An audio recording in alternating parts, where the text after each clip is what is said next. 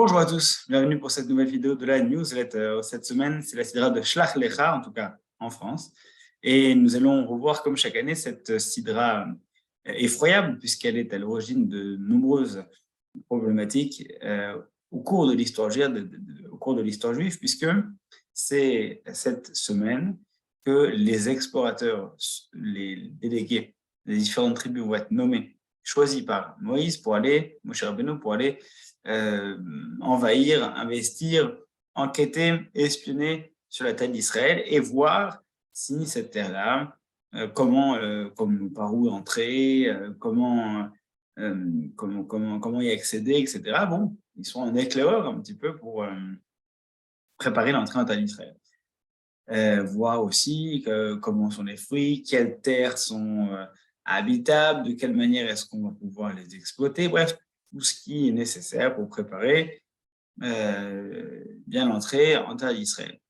Et effectivement, ils y vont, et comme vous le savez, ils vont aller entrer dans cette terre, parcourir les différentes grandes villes, revoir en même temps des sites sensibles, comme Hebron, etc.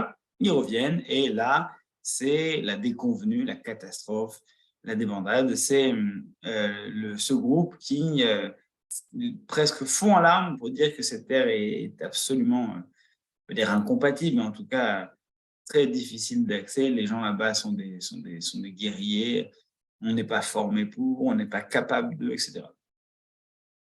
Et puis ensuite, s'ensuit une colère sans précédent de la part de Moshe Rabbeinu et de Dieu, puisque toute la sortie d'Égypte, c'est pour arriver en terre d'Israël, c'est pour accomplir ce projet-là. Et on est sur le point d'entrer, et là, le peuple d'Israël fond en larmes, on ne veut pas y aller, on a peur, etc. Et c'est une vraie problématique. Alors, qu'est-ce qu'on fait? On reste dans le désert, on retourne en Égypte? Bien sûr, on retourne en Égypte, tout ça pour aller retourner en Égypte. Et là, c'est Dieu qui dit à Moshe, allez, retiens-moi, je vais les détruire. Retiens-moi. Comme si Dieu avait besoin qu'on le retienne. Bref, Moshe fait tout ce qu'il peut pour les retenir. Et donc, il va user d'arguments pour que finalement, Dieu pardonne. Il dira, Salarti qu'il verra, je vais pardonner comme tu me l'as demandé. Et ensuite, quand on parle de ces explorateurs, Ad Matai Laïda Harazot, jusqu'à quand allons devoir entendre les plaintes de cette assemblée mauvaise? Et ce qui est étonnant, chose qui est rappelée plusieurs fois dans le Talmud, c'est que le terme de Haïda ici, et je veux dire cette assemblée, ce groupe de personnes, va être la base juridique, comme on voit dans le traité de Sanhedrin au tout début, la base juridique pour l'établissement du minyan. Vous savez, le quorum nécessaire pour pouvoir dire certaines prières en communauté. Une communauté n'est constituée qu'à partir du moment où le groupe est atteint le nombre de 10 personnes et plus. D'où est-ce qu'on le sait? Des explorateurs. Ils étaient 12 à partir, des 12 tribus. 2 d'entre eux n'ont pas médit contre l'État d'Israël. 10, par contre, se sont rassemblés. Et la mauvaise assemblée qui est décrite ici, ce sont les 10 explorateurs qui vont se rebeller, ou plutôt qui vont dire ce qu'ils pensent de la terre d'Israël. OK.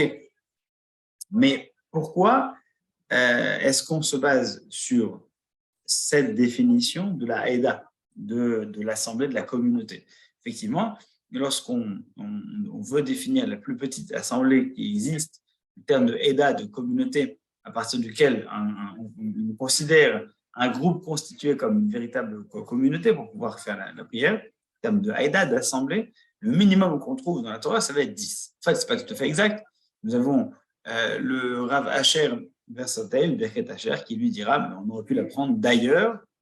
Et pourtant, nos sages ont choisi d'apprendre que le minimum pour composer une assemblée avec laquelle on va pouvoir dire une prière, dans laquelle on pourra dire Davar Shebekdusha, des choses qui sont sacrées et qui ne peuvent être dites que si la Shrina, la providence divine, est avec eux.